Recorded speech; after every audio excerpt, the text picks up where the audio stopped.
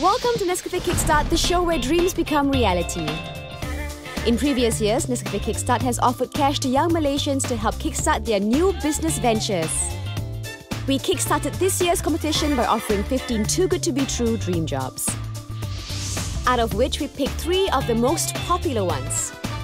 Applicants from our top 3 dream jobs submitted videos telling us why they deserve to win. After the votes had been cast by the public and the Kickstart judges, we narrowed down the field to 6 outstanding individuals. There are 2 finalists for each of the top 3 dream jobs, but only 1 will be hired for each job. So what happens? Watch and find out. This week we meet Elena and Tika. They want to be travel guides. Hi, my name is Tika. My name is Elena and I want to be a travel guide. Being a travel guide is one of my dream jobs because I love to travel and I love to show other people what other places got to offer. I like telling people about the history of places. I will be the perfect travel guide because I have the sensitivity towards the environment and I can show them about the city or a place that I go. I'm fun size, I'm comfortable with people. I basically love traveling and that's what makes me a tour guide. Today, Elena and Tika have to organize a walking tour through the historic heart of KL. The tour guide who organizes the most interesting and innovative tour wins the challenge. Our first walking tour will be conducted by Elena. Hi, good morning. Welcome to my walking tour today. You all feeling alright today? Okay, all fresh and clean. It's quite sunny, right? My walking tour is called Art and Diversity of Malaysia. We'll be walking over from Masjid Jamek to Central Market and we're going to see the various architectures and the scenes along the way, and then we'll know a bit of Masjid Jamek as well and know the diversity of Central Market itself. This is the front of Masjid Jamek. Okay, it is built in 1908 and the architecture is basically designed by a British man. So it's one of the oldest mosques that you can actually find here in Malaysia, in KL. And yeah, basically that's it about Masjid Jamek. And maybe we could just walk to... She could have given me a bit more historical background. I was actually curious to know more about the history of certain buildings. She kind of avoided this a bit. Elena didn't really know much, like in details. Like Masjid Jamek, she could actually say, I think it's the birthplace of KL, where everything started. Last time, when they actually built this building, they didn't want to demolish it because they want to preserve this art. Okay, it's based on the Moorish architecture.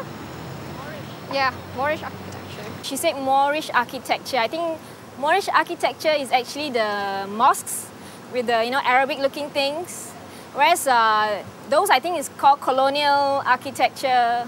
Certain angles they even look like Brussels, so I don't think that's as Moorish architecture. So this is a clock tower.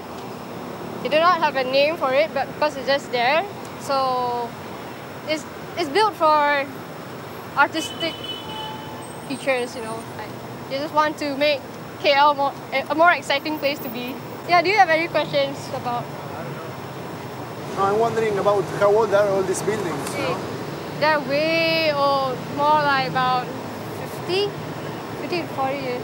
When I remember I asked about the age of a building, she said like more or less 50 years. So I mean, I think it's not too clear, Tour guides normally can give like, since the 1800s or whatever. Pasar Seni.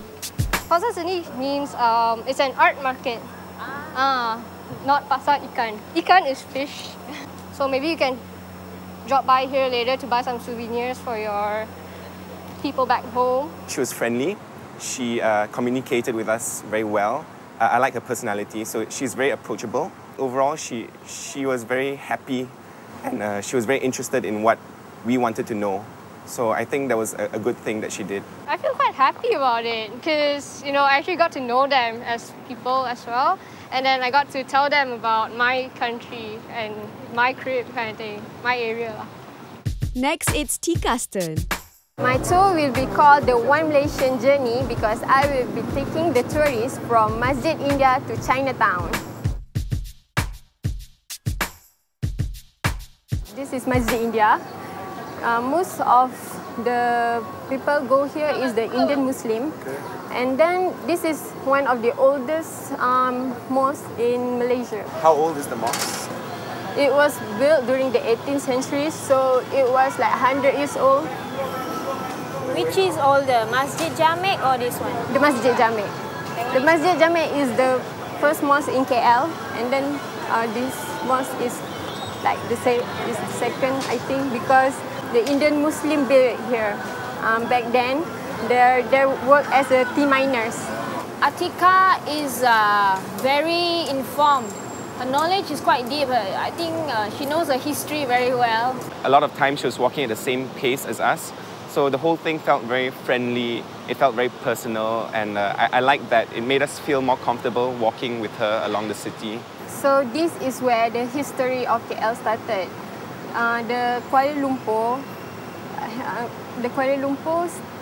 is where when the two rivers meet, the Sungai Kelang and Sungai Gombak, the river of Kelang and River Gombak. She had a difficult time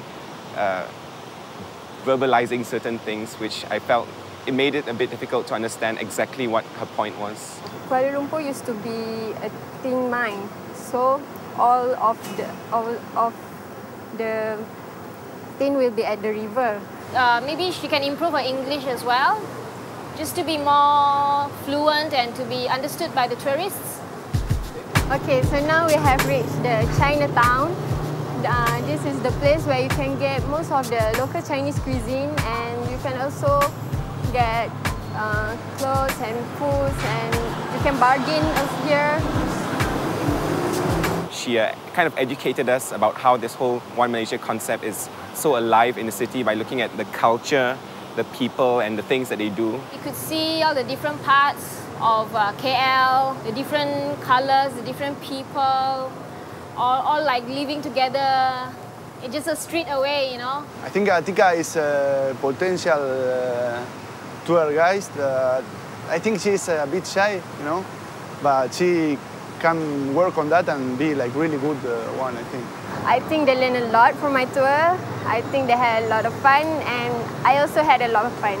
I think I'm going to win. So who organised the better tour?